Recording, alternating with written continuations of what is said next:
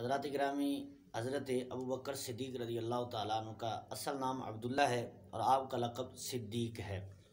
اور صدیق اکبر مشہور ہے۔ تو صدیق کا لقب جو ہے یہ آپ کو ملا، اور پیارے آقا کریم علیہ السلام نے فرمایا یا ابا بکر ان اللہ تعالیٰ قد سماک الصدیق، فرمایا ابو بکر اللہ تعالیٰ نے تیرا نام صدیق رکھا ہے۔ اور دوسری جگہ پر ترمذی شریف کی حدیث پاک ہے، حضور علیہ السلام احد پہاڑ پہ تشریف لے کر گیا تو وہ وجد میں آ گیا، تو سرکار نے فرمایا اثبت احد، اے احد ٹھہر جا، فانما علیک نبی، فرمایا تجھ پر ایک نبی ہے، وہ صدیق اور ایک صدیق ہے، وہ شہیدان اور دو شہید ہیں۔ تو اس میں صدیق جو ہے حضور علیہ السلام نے حضرت ابو بکر صدیق کو کہا، شہیدان حضرت فاروق اعظم اور حضرت عثمان غنی رضی اللہ تعالیٰ عنہما کو یہاں بلایا گیا اور ان کو کہا گیا شہید۔ یہ حضور علیہ السلام نے غیب کی خبر پہلے عطا فرمائی۔ اور تیسری حدیث پاک کنز العمال کی ہے،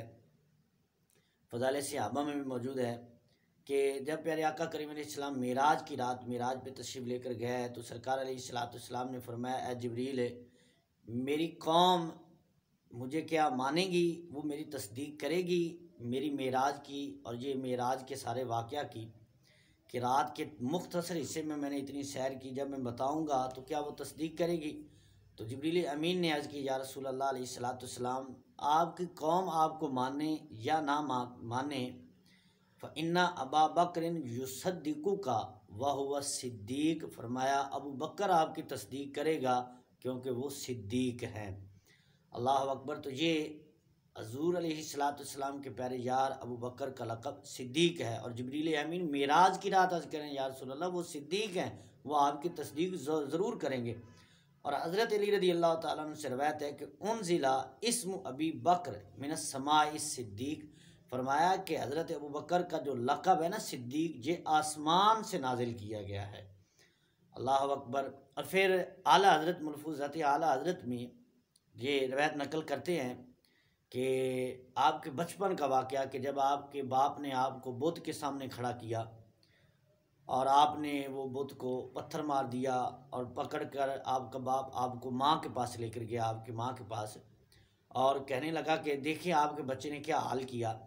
تو آپ کی ماں کہنے لگی کہ اس کو اس کے حال پر چھوڑ دو، کیونکہ جب یہ پیدا ہوا تو مجھے آواز آئی اے اللہ کی بندی تجھے خوشخبری ہو، مبارک ہو، جو بچہ ہے یہ عتیق ہے اور آسمانوں میں اس کا نام صدیق ہے اور محمد صلی اللہ تعالیٰ علیہ وسلم کا صاحب ہے اور رفیق ہے۔ سبحان اللہ۔ اور پھر فرمایا من ارادہ ان ینظر الی اہل الجنہ فلینظر الی ابی بکر الصدیق او کما قال، حضور علیہ السلام نے فرمایا جو اہل جنت کو دیکھنا چاہتا ہے وہ ابو بکر صدیق کو دیکھ لے۔ اور دوسری حدیث میں ہے فرمایا من ارادہ ان ینظر الی عتیق من النار فلینظر الی ابی بکر الصدیق، فرمایا جو جہنم سے آزاد بندے کو دیکھنا چاہتا ہے وہ ابو بکر کی زیارت کر لے۔ سبحان اللہ، اللہ اکبر، کیا مقام ہے۔